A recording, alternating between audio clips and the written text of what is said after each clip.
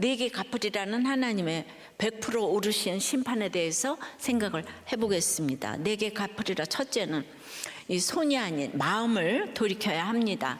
23절 4절이에요. 요람이 곧 손을 돌이켜 도망하며 아하시아에게 이르되 아하시아여 반역이로다 하니 예후가 힘을 다하여 활을 당겨 요람의 두 팔 사이를 쏘니 화살이 그의 염통을 꿰뚫고 나오매 그가 병거 가운데 엎드러진지라. 온 군대를 믿고 맡길 수 있는 부하 예후가 온다니까 손수 이제 병거를 몰고 나간 요람이에요. 십자가는 착함이 아니고 마지막까지 분별이라고 했습니다. 요람은 마지막까지 믿어 의심치 않았던 장군 예후를 믿었어요. 이렇게 망하는 사람이 한둘이 아니죠. 사람이 망할 때는요, 그 어리석은 결정을 해요. 그것은 하나님이 심판하기로 결정하셨기 때문이에요. 그러니 요람도 자기 권세로 그 돈 주고 부린 사람을 끝까지 의지하는 거예요. 악하고 음란한 죄인에게 끝까지 평안을 바라고 믿는 것이 심판이고요. 심판은 그 믿었던 사람이 죽이겠다고 돌진을 하는 것이죠. 한 번 더 당할 것이라는 생각을 안 해본 요람은 예비를 하지 않았으니까 그냥 너무 놀라 정신이 나갔어요. 하나님께 질문하고 땡크를 해본 적이 없으니 그저 몸이 반응하는 대로 움직였는데요. 곧 손을 돌이켜서 도망했다고 해요. 직진하도록 고삐를 잡고 있던 한쪽 손을 확 잡아당겨서 방향을 바꿔서 오던 길로 도망을 했다는 거죠. 그러면서 뒤따라오던 조카 아시아에게 반역이로다 외쳤어요. 그러자 예후가 추격하면서 힘을 다하여 활을 당겼다고 합니다. 활을. 히브리어를 직역하면 손을 활로 채웠다는 말인데요. 그럼 거기 이제 예후 손도 나오겠죠. 요람의 손은 도망가려고 확 돌이켰는데 예후의 손은 활로 채워져 있어요. 그러니까 피하려는 손과 쏘려는 손이 딱 맞부닥뜨렸는데 누가 이겼을까요? 예후가 쏜 화살이 요람 등에 명중에서 염통을 관통했어요. 그래서 요람은 타고 있던 병거에 그대로 엎드러졌습니다. 그 자리에서 죽었어요. 그러면 예후가 실력이 좋아서인가요? 요람의 아버지 아합도 왕복을 벗고 변장을 해서 전장에 나갔지만 한 사람이 무심코 쏜 화살이 갑옷 솔기를 뚫고 맞았다는 거예요. 갑옷이 막 비늘처럼 돼 있는데 어쩌다가 한번 왁 이럴 때 그때 한 사람이 쐈다는 거. 그런 게 이게 우연이겠습니까? 할 때 여기가 들어갔다는 거. 그러니까 하나님이 작정하시면 피할 자가 없는 거예요. 모든 하나님께 달려 있어요. 내가 그때 거기 안 갔어야 될 거. 그딴 얘기 다 필요 없어요. 그때 거기 가게 하신 분 하나님이야. 우연이 없다고 했죠. 영어도 그렇지만 히브리어로 염통을 가리키는 말과 마음을 가리키는 말이 같아요. 마음이 심장에 깃든다고 보는 것이죠. 눈에 보이지 않는 우리 마음을 심장이 상징하는 거예요. 그러니까 요람의 염통을 꿰뚫고 나왔다는 것은 곧 그의 마음이 그 존재의 중심을 꿰뚫고 나왔다는 거죠. 엘리야도 보내시고 엘리사도 보내셔서 아무리 말씀하시고 각종 사건으로 경고하셔도 절대로 움직이지 않던 요람의 마음을 이제 기다려서 공의로운 심판으로 갚으신 거예요. 그러니까 요람이 재빨리 손을 돌이켜 피하려 했지만 피할 수 없었어요. 완악한 마음을 향한 주님의 심판을 요람의 손으로 막을 수 없었습니다. 요람의 심장이라고 표현하기도 아까워서 동물에 쓰는 거 염통이라고 번역하지 않았을까요? 저는 이제 고난의 시대에 번역한 개역 한글이 그 개역 한글 성경이 구속사를 표현하고 있는 것 같아서 그 개역 한글 성경 하나 가지고 큐티를 했는데요.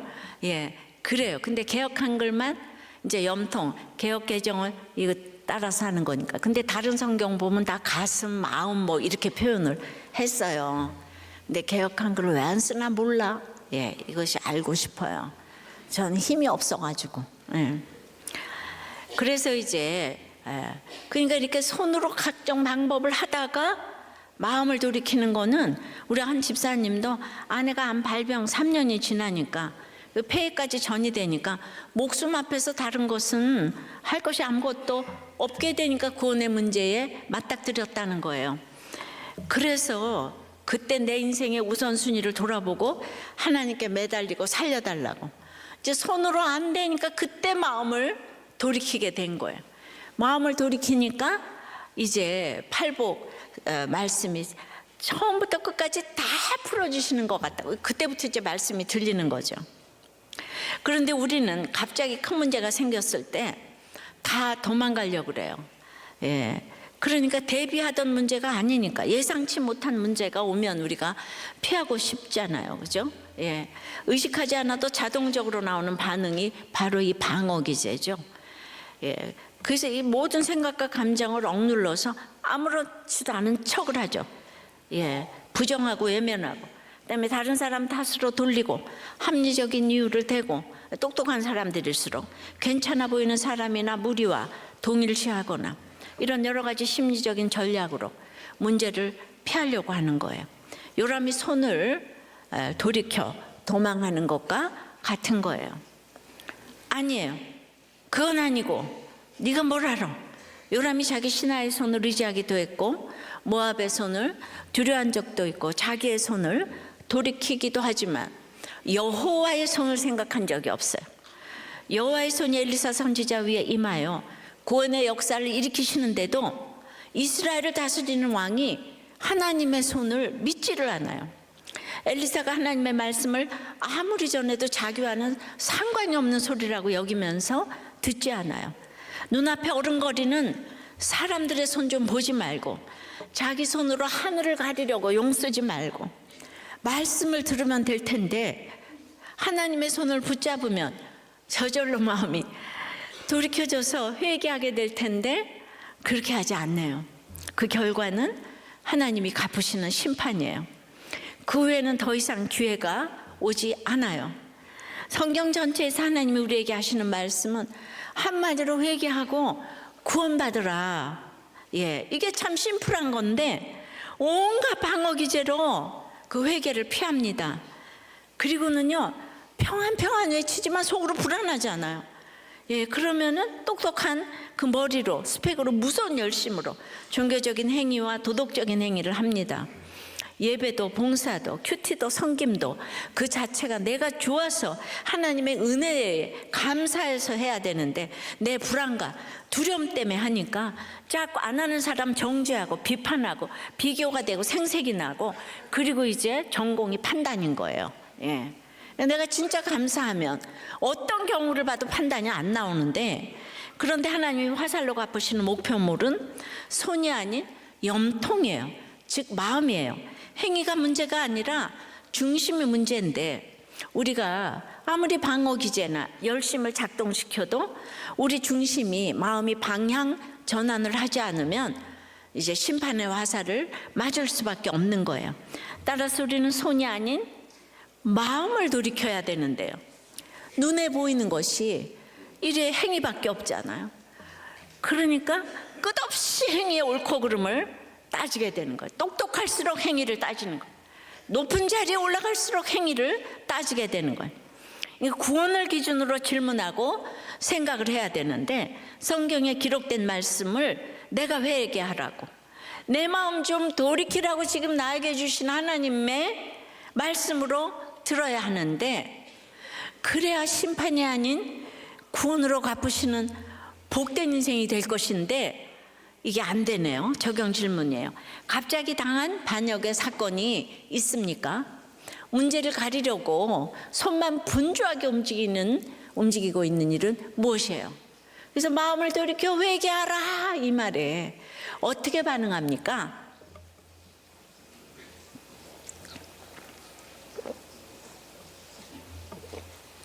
자, 4개 갚으리라. 첫째는 뭐예요? 손이 아닌 마음을 그래서 돌이켜야 되는 거예요. 예, 둘째는 말씀대로 갚으시는 거예요. 예, 말씀 큐티하고 가면 심판도 구원도 다 구원으로 결론이 나게 될 줄 믿습니다. 말씀 알아야 돼. 25절이에요. 예후가 그의 장관 빗갈에게 이르되 그 시체를 가져다가 이스라엘 사람 나봇의 밭에 던지라.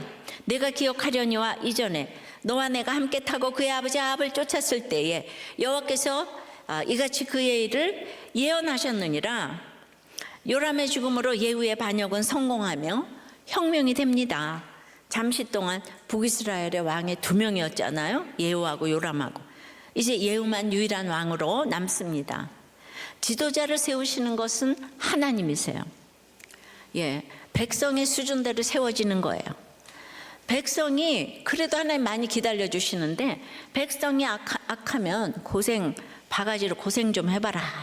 그리고 악한 지도자를 세우십니다. 그래야 지금 아합의 악을 참았던 하나님이 새로운 왕조의 창시자로서 예후가 내린 첫 번째 명령은 이 요람왕의 시체를 나봇의 밭에 던지라는 거예요. 시체를 묻어주지도 말고 밭에 버리라는 거예요. 이 명령을 자기 옆에서 수행하던 빗갈이라는 장관에게 내립니다.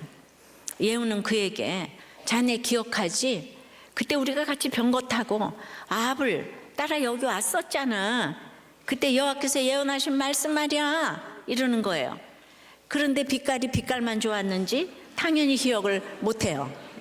그러니까 이런 사람을 이게 빗갈만 좋다고 옆에 데리고 다니면 안 돼요. 사람이 마음이 진실해야지. 근데 이제 예후가 바로 알려주는 거 26절입니다. 여호와께서 말씀하시기를 내가 어제 나봇의 피와 그의 아들들의 피를 분명히 보았노라. 여호와께서 또 말씀하시기를 이 토지에서 내게 갚으리라 하셨느니라. 갚으리라 하셨으니 그런즉 여호와의 말씀대로 그의 시체를 가져다가 이 밭에 던질지니라 하는지라. 하나님이 나봇과 그 아들들의 피를 나봇의 밭에서 아합에게 갚으리라고 말씀하셨으니까 이제 그 말씀대로 아합의 아들 요람의 시체를 가져다가 이 밭에 던지라는 거예요. 여호와의 말씀대로 처리하라는 거예요. 우리가 열왕기상 21장에서 볼 수 있듯이 아합과 이세벨이 나봇의 포도원을 빼앗았을 때 하나님은 엘리야 선지자를 통해서 예언하셨어요. 예후가 그때 현장에서 엘리야의 예언을 직접 들었었나 봅니다. 그러니까 아버지 아합 때부터 예후를 아들 때까지 이렇게 신뢰하는 부하였어요. 예후가. 그런데 거기 기록된 대로 기억해서 말하지는 않았어요. 사실 그때 예후가 엘리야의 말씀을 귀담아 들었겠습니까? 아이고 엘리야 저 양반 또 저러네 큐티하라네.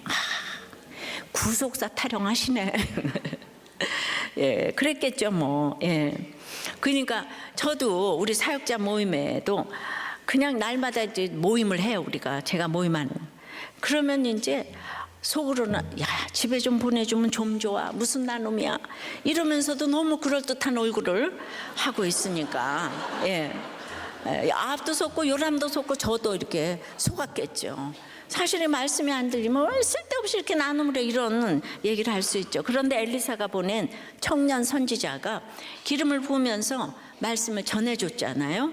그 말씀 바탕으로 핵심만 추려서 그 요람의 시체 처리에 대해 말하는 거예요. 아합은 전쟁터에서 화살에 맞아 죽었지만 사마리아 무덤에는 묻혔어요. 그가 타고 있던 병거에 묻은 그의 피를 개가 핥았거든요. 그러니까 하나님이 엘리야를 열왕기상 21장 19절에 하나님 엘리야를 통해 개들이 나봇의 피를 핥은 곳에서 그 개들이 내 피 곧 내 몸의 피도 핥으리라고 하신 말씀대로 이루어졌죠. 그런데 요람은 그 시체가 아예 그러니까 아버지는 피를 핥았는데 지금 아주 요람은 시체가 들판에 버려졌어요. 그러니까 야생동물의 먹이가 되었겠죠. 그러니까 이 일도 말씀 그대로 응한 일인데요. 자, 열왕기상 21장 24절에 아합에게 속한 자로서 성읍에서 죽은 자는 개들이 먹고 들에서 죽은 자는 공중의 새가 먹으리라 이렇게 말씀하셨어요. 어떤 것도 말씀대로 응하지 않는 게 하나도 없어요. 그러면은 예후가 믿음이 있고 말씀을 깨달아서 이런 적용을 했나요? 행위로 보면 그도 요람왕과 별 차이가 없어요. 앞으로 보게 되겠지만 예후가 처음에는 하나님 말씀하신 대로 개혁을 하거든요. 요람도 열왕기하 3장에 보면은 처음에는요 이스라엘 왕 중에 그럴듯하게 바알의 주상을 다 없앴어요. 그러니 예후나 요람이나 그러고 나서는 그랬는데 하나님의 율법을 지키지 않았어요. 맨 처음에는 개혁을 했는데 우상 숭배하는 여로보암의 길을 떠나지 않았어요. 이 북쪽의 여로보암은 그때 솔로몬 때 반역해서 나갔잖아요. 그래서 르호보암 시대 때 북이스라엘 10지파를 안고 시작한 북이스라엘의 여로보암은 그야말로 하나님 대신에 신이에요. 신. 여로보암의 길로 다 갔대. 여로보암의 길로. 다윗의 길로 간 게 아니고 예수의 길로 간 게 아니고. 그러니까 하나님 앞에서 보면 요한은 요람은 틀려서 무덤도 없이 죽고 예후는 옳아서 왕이 되는 게 아니에요. 하나님 없는 인생은 다 악해요. 서로 비교하는 게 의미가 하나도 없어요. 우리 정치도 마찬가지예요. 이쪽 저쪽 서로 자기가 옳다고 우기고 국민들도 자기 진영이면 무조건 지지하지만 그게 마치 엄청난 개혁이고 정의라고 생각하지만 사실 행위를 보면 결과를 보면 열매를 보면 선한 게 없어요. 그렇다고 양비론에 빠져서 예후도 싫고 요람도 싫으니 난 그 싸움에 안 끼련다 이래 하겠습니까? 그것도 아니죠. 우리는 하나님 말씀 편에 서야 되는 거예요. 요람은 왕으로서 누구보다도 엘리야와 엘리사 소식을 잘 알 수 있었고요. 원하면 가장 자주 만나서 말씀을 들을 수가 있었어요. 그런데도 그 귀에 다 놓치고 관심도 없고 오직 자기가 꿈꾸는 헛된 평안만 외쳤습니다. 회개할 기회가 그렇게 있었는데도 회개하지 않았어요. 그래도 아합은 엘리야 선지자의 경고를 듣고 한 번이지만 겸비했잖아요. 열왕기상 21장 27절에 아합 집에 이 개들 피 이 얘기 엄청난 경고를 하셨잖아요. 경고하시니까 그 악한 아합이 금식하며 회개하며 그 다음에 풀이 죽어 다니니까 여호와께서 엘리야야, 아합이 내 앞에서 겸비한 거 봤니 너? 내 앞에서 겸비하더라. 너무 기뻐하시면서 내가 재앙을 저의 시대에는 내리지 않겠다. 여러분, 오늘 회개하면 하나님은 나의 심판을 유예하세요. 심판의 결정을 유보하신다고요. 그래서 그 시대에는 심판을 유보하셨는데 마다들 아시아 그 자손대에 내리겠다 그랬어요. 근데 마다들 아시아 지나고 차남 요람까지 왔어요. 하나님은 회개를 그렇게 기뻐하시는데 아사엘과 예후가 심판의 도구로 정해졌잖아요. 그게 다 우리한테 예언했잖아요. 근데 아합이 회개하는 거로 미루셨다고요. 그런데 그 밑에 아들 아시아에 이어 요람까지 자녀들이 전혀 회개라는 걸 몰라요. 무슨 차이겠어요. 아합은 이세벨의 남편이지만 요람은 이세벨의 아들인 거예요. 아합을 이세벨이 키우지는 않았어요.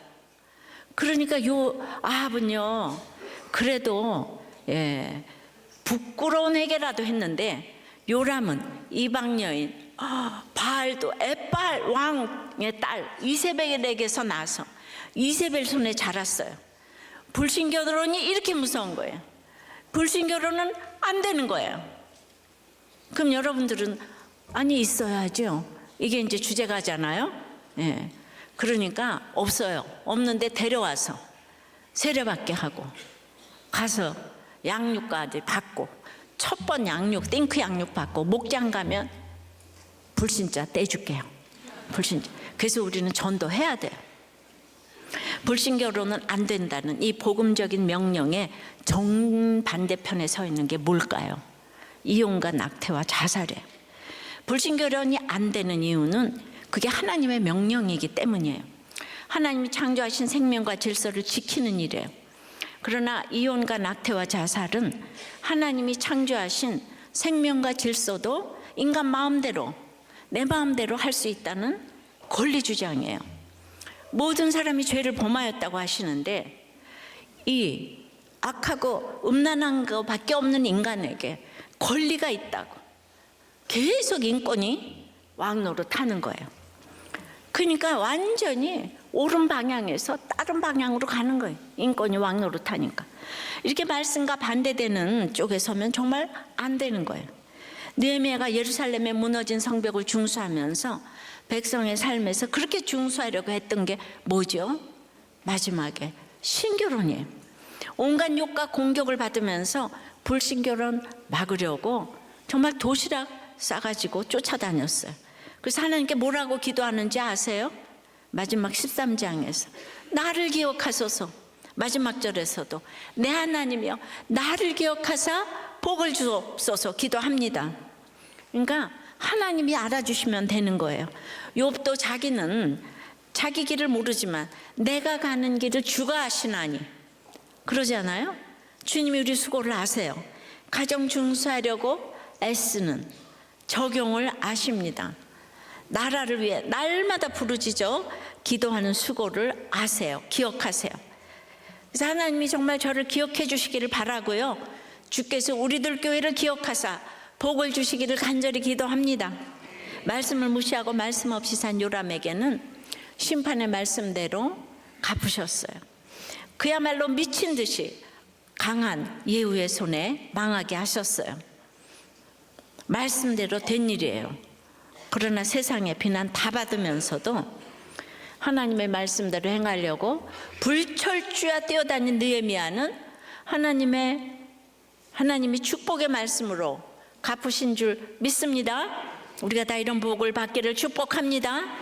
그러기 위해서 끝까지 하나님의 말씀 편에 서시기를 바라요. 하나님의 심판으로 아까도 말했지만 망하는 때는 정말 우리가 보기에 우리가 다 아는데 그 지도자들이 말도 안 되는 다 어리석은 결정을 해요. 말씀이 안 들려요. 우리도 망할 때를 보면 누구 말도 안 들려서 투자를 하고 결혼을 하고 결정을 하고 그러잖아요. 보여주고 들려줘도 기모거리에 소경이 되는 거예요. 난 놓고 기억을 몰라요. 지금 요람이 그러잖아요. 다 아는데 자기만 몰라. 그 연락병이 2번이나 갔다가 안 왔는데도 예후를 믿는 거예요. 자기만 몰라. 근데 권세가 있으니까 그 권세로 아무도 뭐라고 말하지 않아. 망하는 길로 가는 거예요.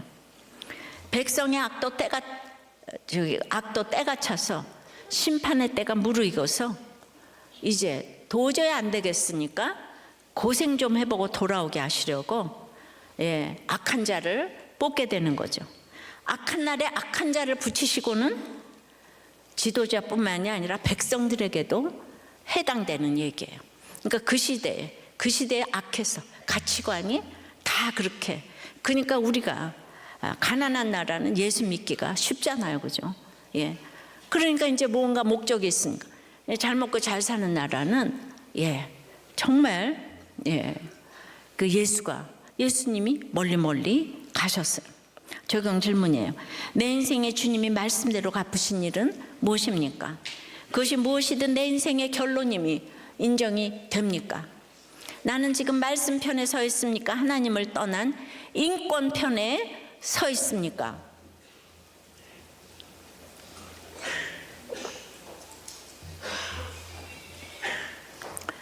자, 네개 갚으리라. 첫째는 뭐예요? 손이 아닌 마음을 돌이켜야 돼요. 둘째는 말씀대로 갚으시는 거예요.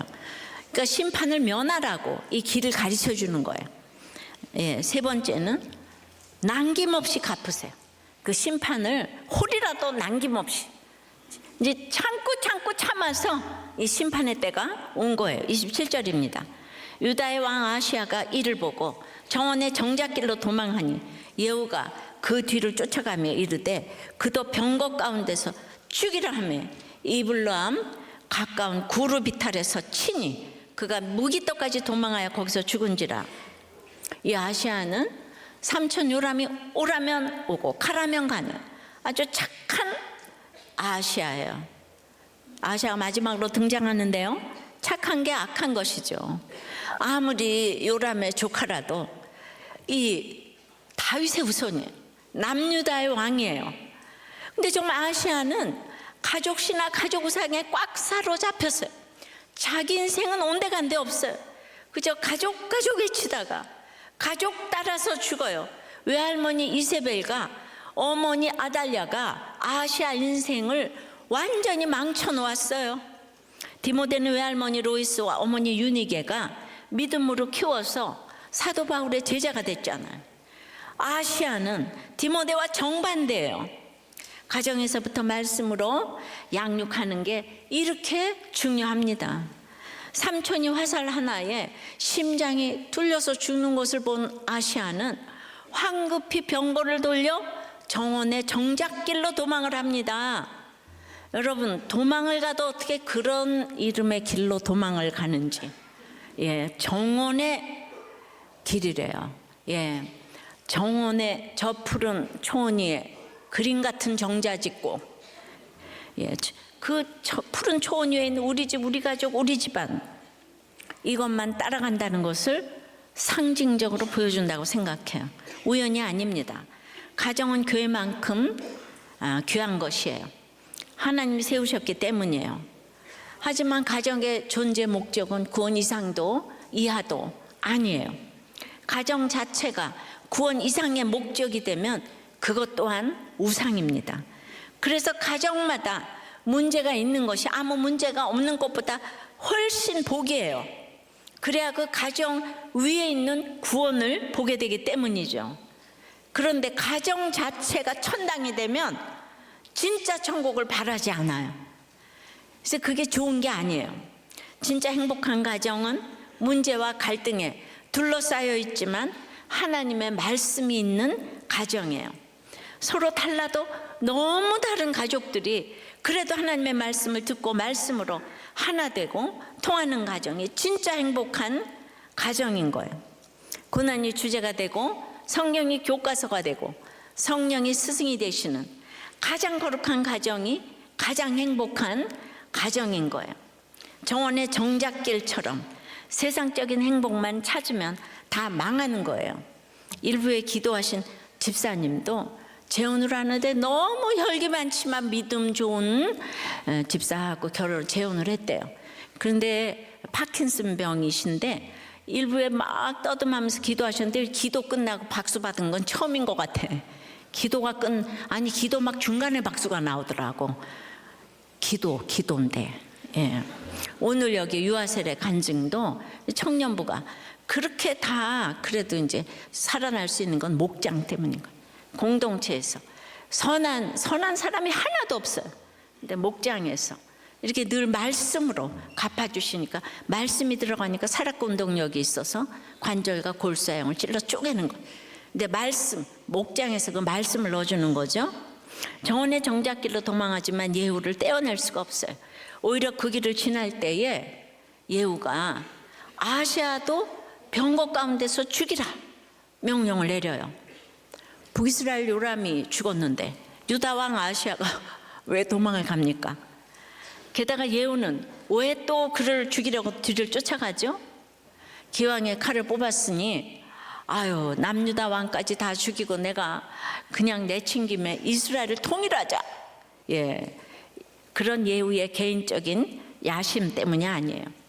아시아 역시 악으로 요람과 결탁되어 있기 때문에 하나님의 심판인 거예요. 이게 자꾸 누구 때문이란 얘기를 좀 하지 마세요. 이게 하나님이 지금 심판하시는 거예요. 돌아오라고. 근데 이 심판에서 말을 안 들으면 요람처럼 기회가 없는 거예요. 그러니까 이건 빨리 돌아오라는 사인인 거예요.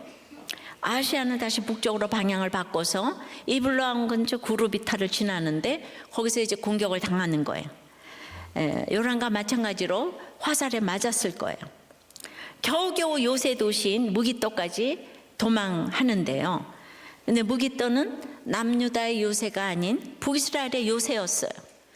그러니까 거기서 그냥 적군에 들어와서 잡혀 죽은 거예요. 그런데 요람 자기 삼촌인데 삼촌 나라에서 잡혀 죽은 거예요. 그 누구 인간을 믿어요. 그래서 역대하에서는 그 22장 9절에 아시아가 사마리아에 숨었더니 예후가 찾으매 무리가 그를 예후에게로 잡아가서 죽였다. 이 정권이 바뀌고 이렇게 되면 갑자기 어제의 친구가 오늘의 나를 완전히 지우고자 하는 저승사자가 되는 거예요. 누구도 믿음의 대상이 아니에요. 오직 예수씨. 사마리아가 북이스라엘 수도잖아요. 그러니까 이 북이스라엘 땅에서 이 믿었던 삼촌 북이스라엘 땅에서 이리저리 도망다니다가 잡혀서 죽었다는 거예요. 이처럼 하나님은 유다 왕 아하시아까지 심판하셔서 아합 집의 악을 남김없이 홀이라도 남김없이 갚으세요. 아하시아는 정말 불쌍한 인생이에요. 불신경으로 망가진 가정에 피할 수 없는 열매였기 때문입니다. 근데 그가 그러고 싶은 게 아니잖아요.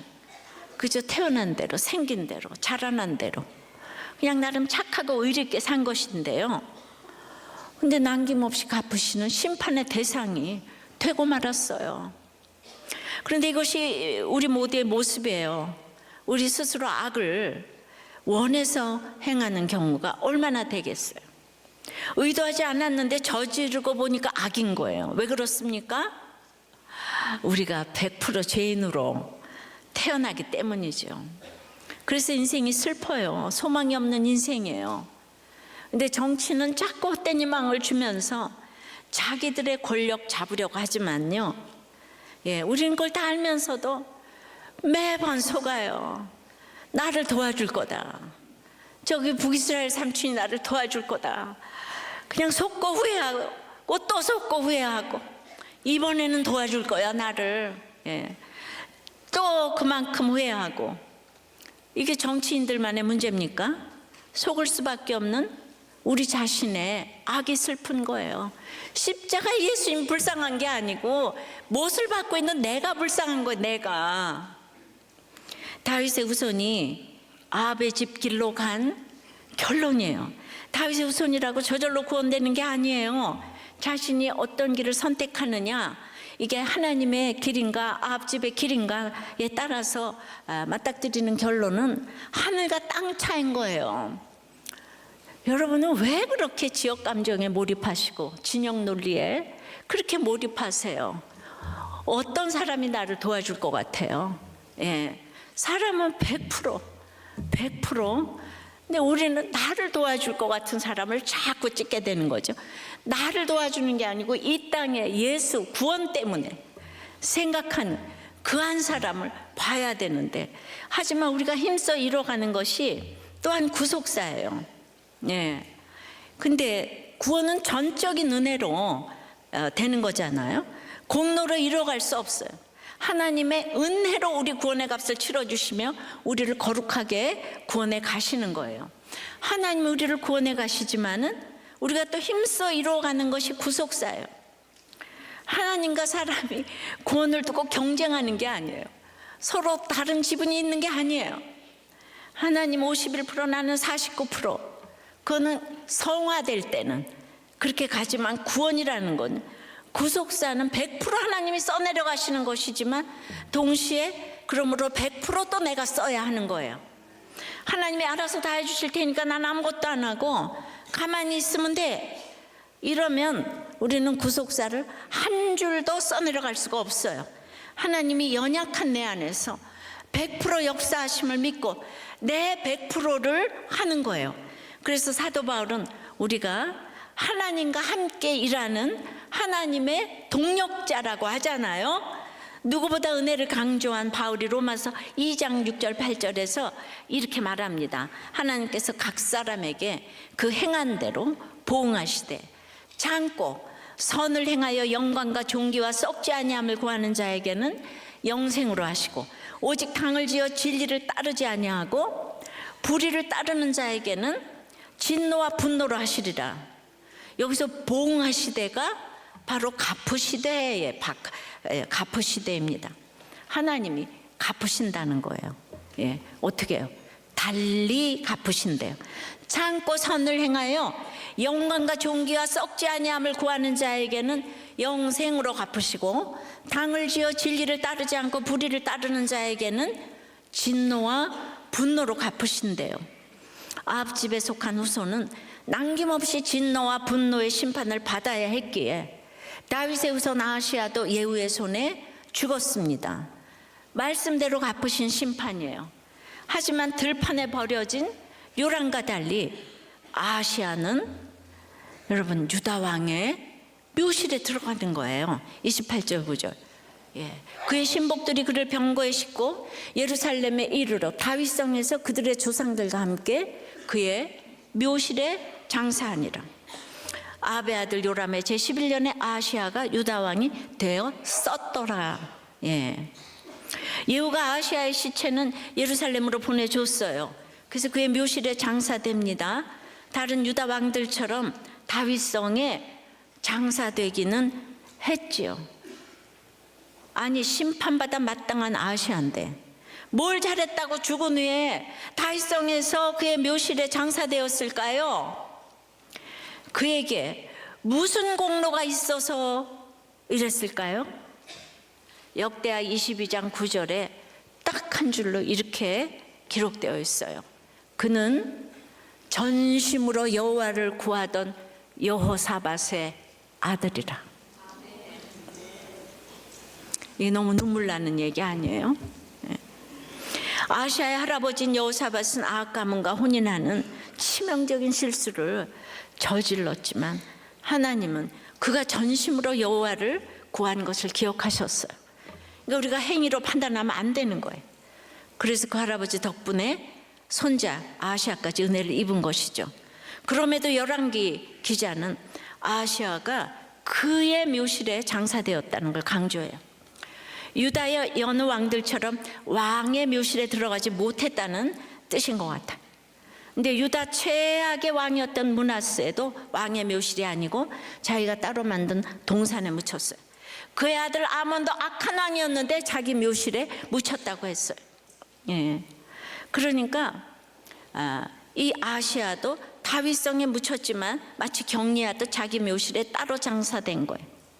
그러니까 이들의 실패와 악을 영원히 기억하고 반면교사 삼으라고 따로 그의 묘실에 묻혔지만, 그러나 그럼에도 불구하고 므낫세와 요람과 아몬 등은 마태복음의 계보에 올라갔더라고요. 또 따로 그의 묘실에 묻혔지만, 그러니까 여러분들은 한결같이 행위로 판단하지 말라는 거예요. 북이스라엘 왕들은 반역하고 나와서 이 예후부터 아무리 어쩌고 저쩌고 해도 한 왕도 선한 왕이 없어요. 한 왕도 구원받지 못했어요. 근데 유다 왕은 이렇게 형편없는데도 다윗의 묘실 묻혔다는 것은 이게 참으로 예수님의 구속사, 계보에 구원을 받았다 이런 뜻이에요. 근데 그 보이지를 않으니까 손이 하는 일과 심장이 하는 일을 우리는 분별하지를 못해요. 그러니까 막 행위로 하는 일과 이 심장으로 분별하는 일이 분별이 안 돼. 그러니까 날마다 행위로 판단하는 거야. 네가 예수 믿는데 그럴 수가 있어? 야, 안 믿는 사람도 너보다는 낫다. 야, 맨날 이게 예수 믿는 우리의 입에서 나오는 얘기예요. 우리 내 아이가 절벽으로 막 떨어지고 있는데 우리가 예수 믿었다고 온유하라고, 그래서 우리는 화를 내면 안 되니까 얘가 막 낭떠러지로 가고 있는데 아유 얘 다쳐 이러겠습니까? 거기 멈추지 못해 이러지 않겠습니까? 예수 믿는 사람도 소리 지를 때는 질러요. 그럼 딴 사람이 볼 때 아유 저런 게 권사래 장로래 이럴 거 아니겠어요? 구원 때문에 우리는 못할 일이 없는 거예요. 그래서 예수 믿고 구원받는 게 너무너무 필요한 거예요. 예수 믿고 구원받는 게 최고의 복이고 최고의 기적입니다. 남김없이 멸망된 채로 밑동 잘린 나무로 태어난 우리도 예수님이 계시기에 구원을 받아 살아갈 소망이 있는 거예요. 평생 죄악 가운데 거하면서 남김없이 가품을 당하는 인생도 주님을 믿으면 단 하루만이라도 쓰임받고 단 하루만이라도 한 시간이라도 쓰임받고 갈 수 있는 줄 믿습니다. 적용해요. 예수 믿게 해준 부모가 최고임이 인정되세요? 어떤 상황에서도 여호와를 전심으로 구하는 믿음이 자녀에게 물려줄 최고의 유산임을 알고 계세요? 내가 어쩔 수 없어서 회개하며 지고 가야 할 나의 연약함, 아픔, 악함은 무엇인가요? 이런 한계에도 불구하고 내가 100% 힘써야 할 역할과 사명은 무엇입니까? 예, 무엇을 갚아야 되겠어요? 제 남편의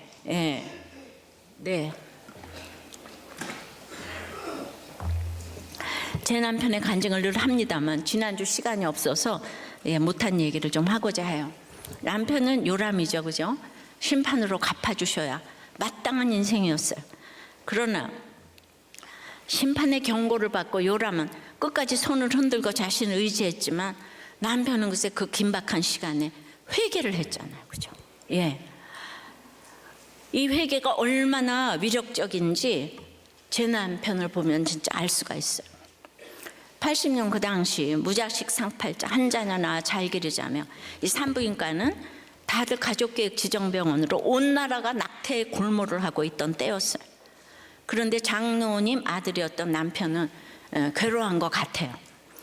그래서 의사임에도 생명을 거뒀던 이 죄악을 남김없이 갚으시는 주님의 공의를 100% 인정하고 이 땅을 떠났어요.